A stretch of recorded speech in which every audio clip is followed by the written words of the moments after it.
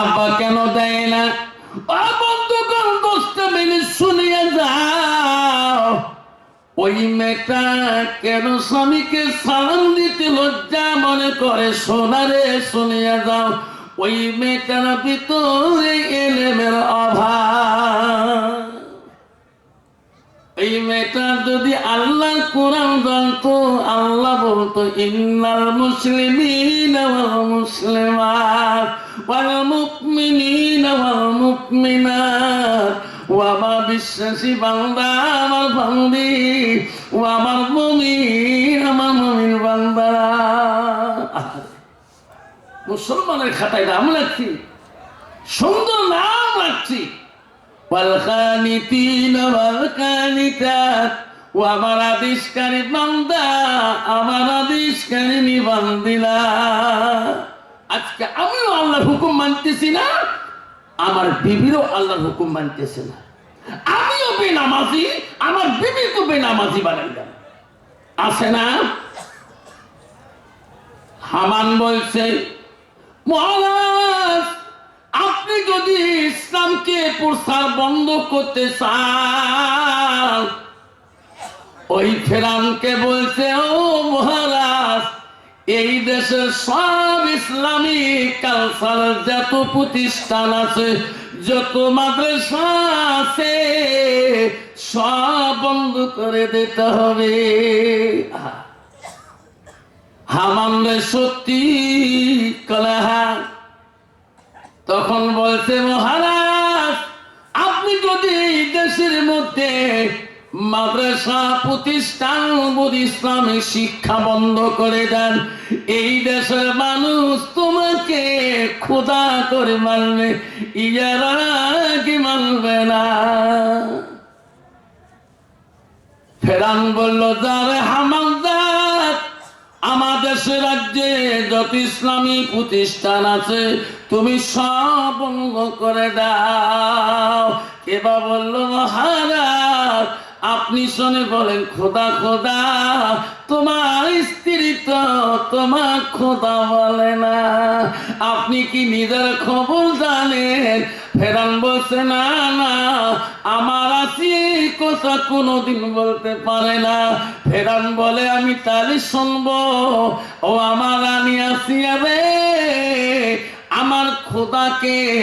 আসিয়া বলছে, স্বামী গো আমার খোদা নিরাকার। যেরকম সুবহানাল্লাহ। ফেরাউন বলছে, বিবি আমি কি? আপনি আমার স্বামী। ফেরাউন কয়, তাহলে ওই মিটিং এ সত্য কথা শুনলাম, আসিয়া তুমি আমার খোদা করি মানো না? আসিয়া কয়, না না স্বামী গো, আপনি তো খোদা হতে পারেন না।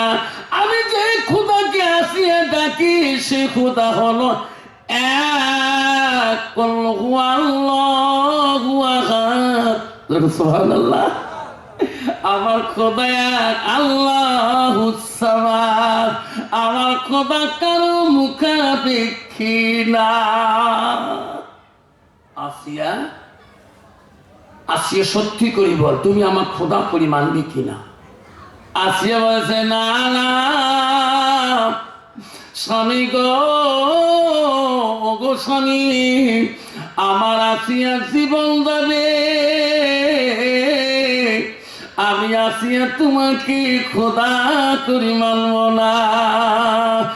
বন্ধু আসিয়ার ভিতরে এলেন ছিল গো। আসিয়া এই খোদাকে খোদা রক্ষা করার জন্য, ইসলামকে রাখার জন্য ফিরাউন যত কষ্ট দিয়েছিল, তবু আসিয়া খোদাকে ভোলে নাই। বাবজান আজকে আমার সমাজের বিবির স্ত্রীরা, আমার মেয়েরা দুই দিনে খোদাকে ভুলে যায়, স্বামীকেও ভুলে যায়।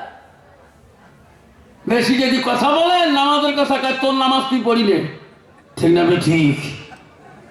যখন তুই বিয়ে করছিস তোর সাথে নামাজের কোনো কন্ট্রাক্ট ছিল না। মোর বাপের সাথে কন্ট্রাক্ট আছে, নগদ কত দেবো আর বাকি কত নেব। আমার মা বোনেরা, আমার বোনেরা সংক্ষেপে বলে যাচ্ছি, মা আল্লাহ নবী কি বললেন? আলমার আতিজা সাল্লাত খামসাহা, আমার নবী বলে কোন একটা মেয়ে যদি 5 ওয়াক্ত নামাজ পড়ে, ওয়াসামা শাহরুহা, ওই মেয়েটা যদি রমজান মাসে রোজা করে, ওয়াসানাত ফারজাহা, ওই মেয়েটা যদি পর্দায় পুষি দেয় চলে, আমার নবী বলো আসাদ বালাহা, ওই মেয়েটা যদি স্বামীর খিদমত করে, রসুল বলো ফাকাদ কোলো মানায়ো আবু আবিল জান্নাতির সাথ, নবী বলো ওই নারীটার জন্য আল্লাহ 8টা জান্নাতের দরজা খোলা রাখবে।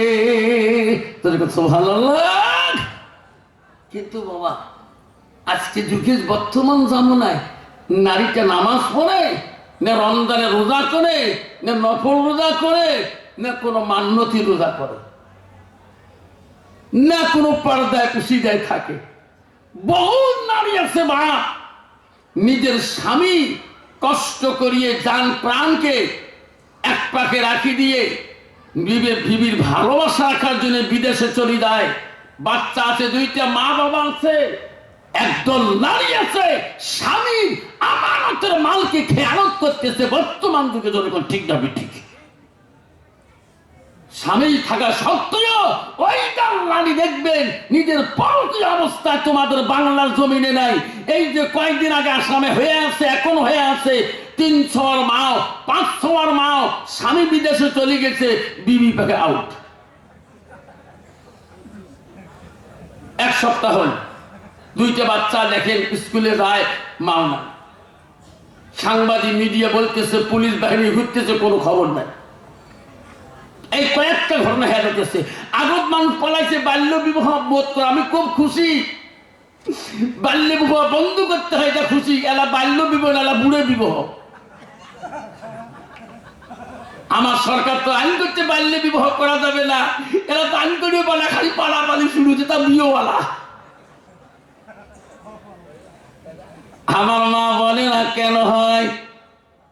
এই মেয়েটার ভিতরে যদি কোরআন থাকতো রে, ওই মেয়েটা জানতো স্বামীর ভালোবাসা। নবী বলছে কোন স্বামী যদি বাড়িতে যায়, ওয়াজাউজুহা আলহাদিন, ওই নারীটা যদি স্বামীকে ভালোবাসা দিয়ে খুশি রাজি করাইতে পারে, আমার নবী বলো দাখালাতিল জান্নাত, সেই মেয়েটা হবে জান্নাতি।